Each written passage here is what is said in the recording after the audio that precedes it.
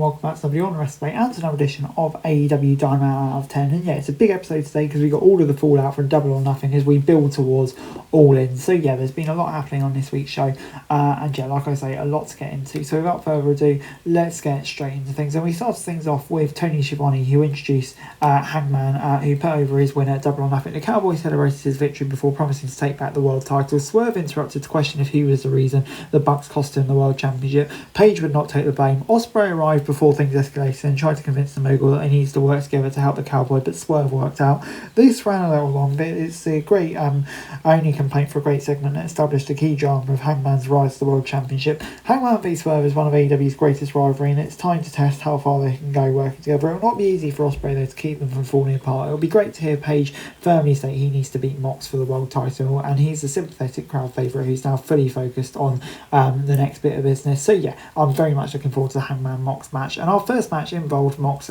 teaming with Gay Kid and Marina Shafir to take on Mark Briscoe, Mike Bailey and Willow Nightingale. And after a tough fight for the Death Riders, Mox, Gabe and Marina took control away from the faces. Mox locked in the Bulldog choke while Shafir and Kid stopped Willow and Bailey. Referee Aubrey was called for the bell when Briscoe was no longer able to defend himself. It was a fun contest that solidified the danger the Death Riders still pose even after some tough losses. In particular, Kid looked fearsome while destroying everyone in his path. Mox needed some wins like to remind everyone how dangerous he can be, especially preparing for a war with a man like Hangman.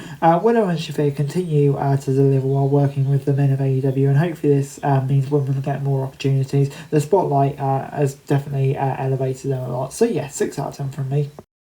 Next up, we got a no DQ match. Megan Bayne and Penelope Ford taking on Anna Jay and Harley Cameron. And yeah, Jay and Cameron threw everything at the heels, but the Nemesis was too much for them. She and Ford hit a doomsday device on Harley to seal the win. A strong storytelling, and then the ring let down a bit of sloppy execution, including an unfortunate miss by Ford on the doomsday device. The over-reliance on weapons becoming a crutch as the women were struggling to move around in a ring, so overloaded with chairs and trash cans. However, it was a major success in times of putting over the toughness of the talent involved. Bayne looked unstoppable throughout, leaving both opponents bloody messes. Harley fought with face covering blood, which made her look good, only for Jay to stop fighting when officials intervened due to her injuries. If this is the end of the story for these competitors, I think it's been a rousing success for the women's division. So yeah, 6 out of 10.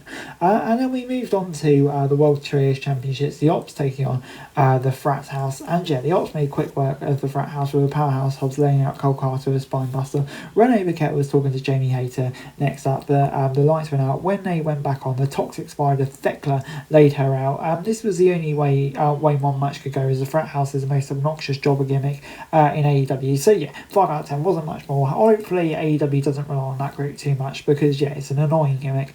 It does occasionally work, but yeah, not for me most of the time. Thekla's arrival was the biggest story of this little bit though, and she stands out as a woman who's going to have a big role to play in the women's division. It worked well, selling the surprise attack, and a feud with Hayter will give her immediate kind of justice as a top star. Moving on into the TNT Championship, Adam Cole versus Carl Fletcher, and Cole overcame the Don Callis family interference as well as a brutal offense of Carl Fletcher until he was set up for the last shot. Josh Alexander ran down to attack Cole and cause a DQ. Cole v Fletcher was an obvious direction after recent interactions with the Paragon of the family, but surprising to be seen thrown away on Dynamite. The pace of the match allowed Fletcher to mostly dominate, but it made it look like Fletcher was not at Cole's level yet. It was an odd booking with protection of Fletcher. The interference of Alexander didn't protect the finisher. The challenge is still lost. There's not a good reason for it to not be a good finish, and hopefully they kind of correct it later down the line. But yeah, 5 out of 10 for me. We then got Josh Alexander taking on Brody King in a Continental Championship 4-way qualifier. Josh dominated Brody technically, making it hard for the King to lift the right arm. However, the big man was able to catch him with a clothesline and Gonzo bomb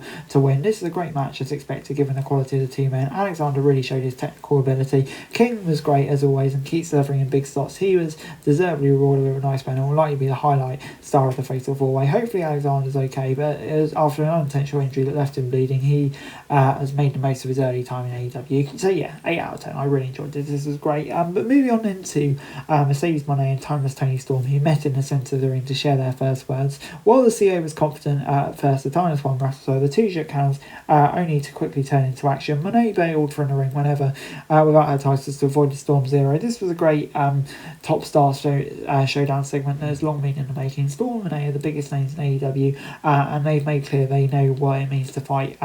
The timeless one outshined the CEO on the microphone, but that was expected from a character perspective. The main concern with this segment is that they may have got too much to be done. All in still a while away. So yeah, there's plenty of direction we're going to go, and I'm very intrigued by it all. This is great stuff. And Dynamite, after a pay-per-view often feels a bit lighter, and I think for that reason it was unsurprising that this was a more talk-heavy episode. Luckily the promo segments were consistently good, but at the same time I would have quite liked to have seen a bit more wrestling on the cards. So yeah, I'm going to give it a 5 out of 10. I'm not a terrible Dynamite, but yeah, just not enough wrestling would be my criticism. Hey guys, that's it for this video. Thanks very much for watching. Remember to like, share, subscribe, follow us on our socials, link in the description below for daily wrestling news, meme and content. Subscribe to our other channels on screen right now, that'd be greatly appreciated. Thanks very much for watching. Peace out.